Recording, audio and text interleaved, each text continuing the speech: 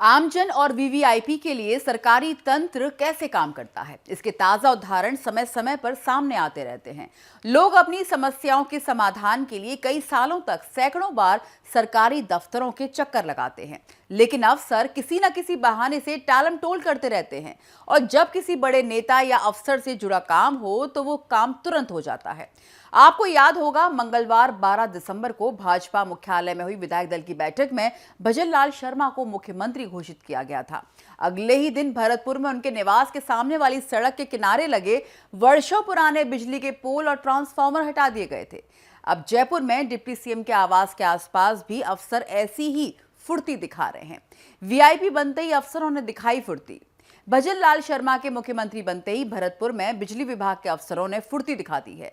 स्थानीय लोग पिछले कई सालों से बिजली के पुराने पोल और सड़क किनारे लगे ट्रांसफार्मर को हटाने की मांग करते आ रहे थे, लेकिन उनकी सुनवाई नहीं हुई। और जैसे ही भजन लाल शर्मा का नाम मुख्यमंत्री पद के लिए ऐलान हुआ तो अफसर तुरंत हरकत में आए और ट्रांसफार्मर को शिफ्ट कर दिया गया। गारंटी हमारा घोषणा पत्र है, उस घोषणा पत्र को भी हम पूरी तरह से पालना करते हुए आगे काम करेंगे।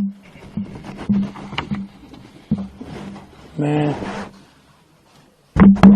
उन विषयों को भी धीरे धीरे हम लेना चाहेंगे जिनसे राजस्थान की जनता त्रस्त थी।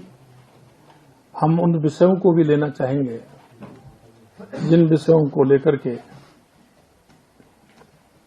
देश के यशस्वी प्रधानमंत्री नरेंद्र मोदी जी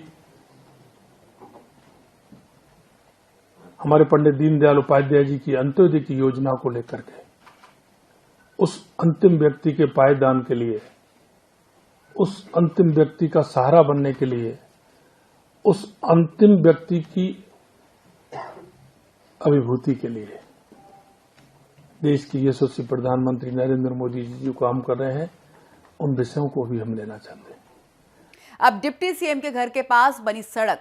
नई सरकार में डिप्टी सीएम बने डॉक्टर प्रेमचंद बैरवा जयपुर के सुमेर नगर में रहते हैं।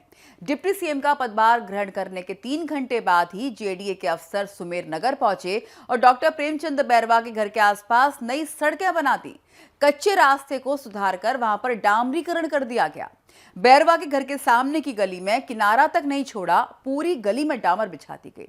कॉलोनी की अन्य गलियां ऊबड़ खाबड़ हैं। सुमेर नगर में डिप्टी सीएम के घर के आसपास सड़कें बना दी, लेकिन कॉलोनी की अन्य गलियां अब भी ऊबड़ खाबड़ हैं। उन्हें दुरुस्त करने की जहमत जेडीए के अफसरों ने नहीं उठाई।